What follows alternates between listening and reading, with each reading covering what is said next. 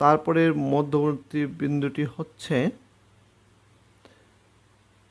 1 2 3 4 5 55.5। এভাবে আমরা 60টি শ্রেণীর মধ্যবিন্দু নির্ণয় করব। প্রিয় শিক্ষার্থী, x অক্ষ বরাবর আমরা শ্রেণীর মধ্যমান স্থাপন করেছি। আমরা লক্ষ্য করি x অক্ষ বরাবর আমরা স্থাপন করেছি শ্রেণীর মধ্যমানগুলি 45.5, 55.5, 65.5, 75.5, 85.5 প্রতি 5 গড় অন্তর অন্তর। এখন y অক্ষ বরাবর আমরা গণসংখ্যা স্থাপনের জন্য আমরা মার্কিং করব প্রতি এক ঘরকে 1 একক ধরে আমরা স্থাপন করব।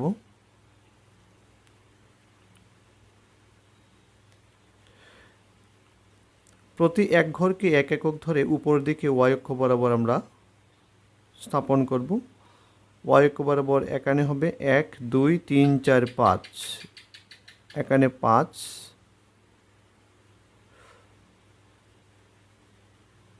এখানে 10, এখানে 15,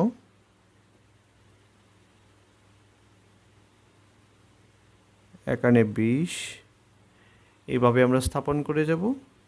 এখন আমরা গণসংখ্যাগুলিকে আমরা স্থাপন করব চক কাগজে। আমরা লক্ষ্য করি আমাদের প্রথম গণসংখ্যাটি হচ্ছে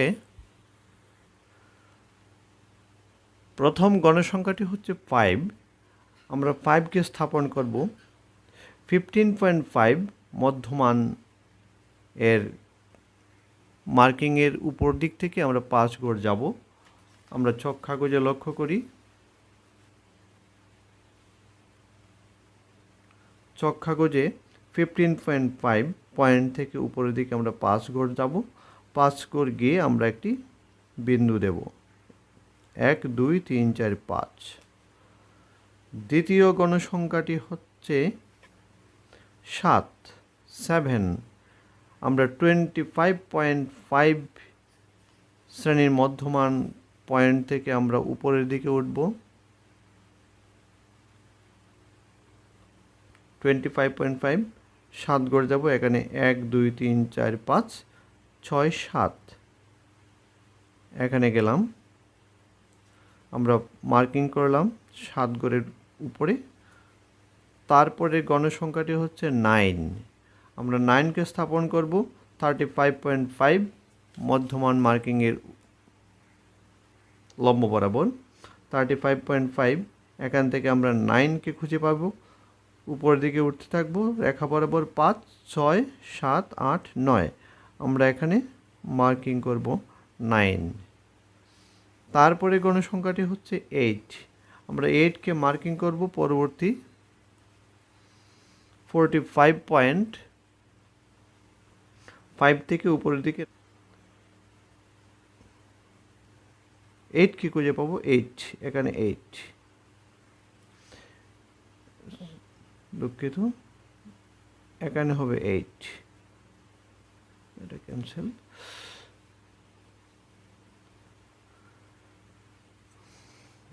তারপর আমরা 55.5 থেকে উপরের দিকে আমরা 4কে খুঁজব।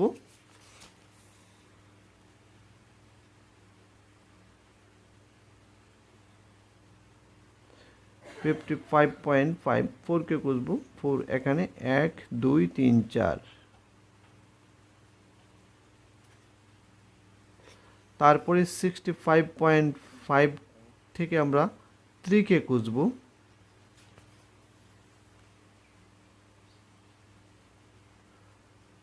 1 2 3 3কে খুঁজব।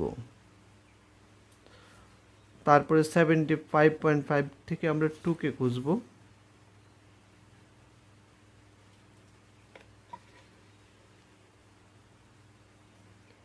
2 2 এখানে কষব। এখন আমরা এই বিন্দুগুলিকে স্কেল দিয়ে যোগ করে দেব। এখানে ডান দিকে আরও 5 ঘর পরে আমরা 85.5 লিখেছি, তার সাথে আমরা যোগ করে দেব। আর এইদিকে 15.5-এর 5 ঘর বাম থেকে আমরা পয়েন্ট থেকে আমরা বিন্দুগুলিকে যোগ করে দেব। তাহলে যোগ করে নিচ্ছি।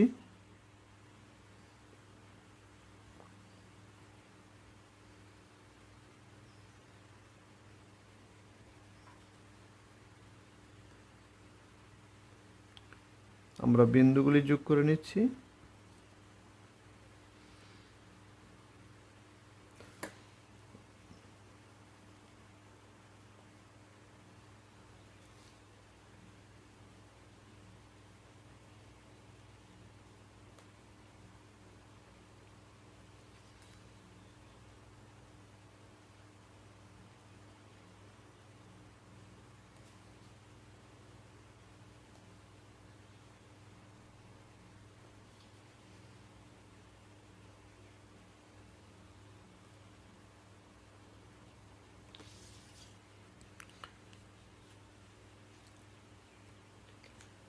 প্রিয় শিক্ষার্থী, এভাবে অঙ্কিত হয়ে গিয়েছে গণসংখ্যা বহুভুজ।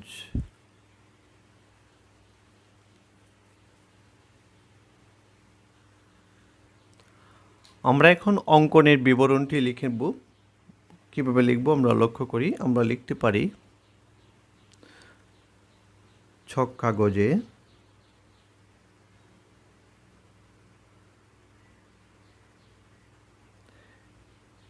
এক অক্ষ বরাবর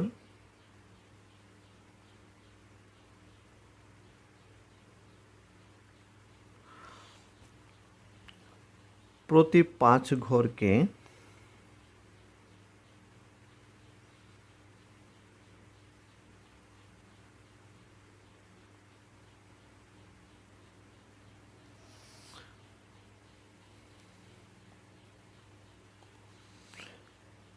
শ্রেণীব্যাপ্তি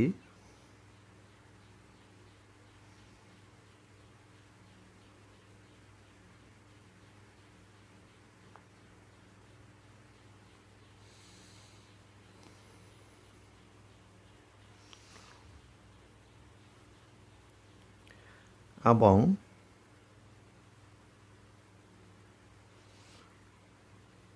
ওয়াই অক্ষ বরাবর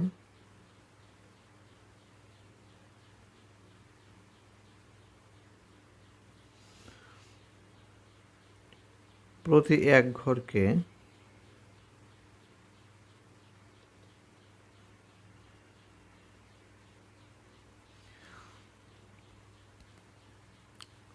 গণসংখ্যার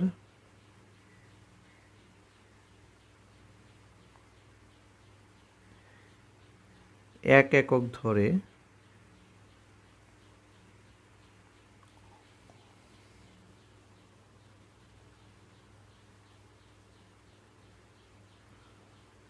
গণসংখ্যা বহুভুজ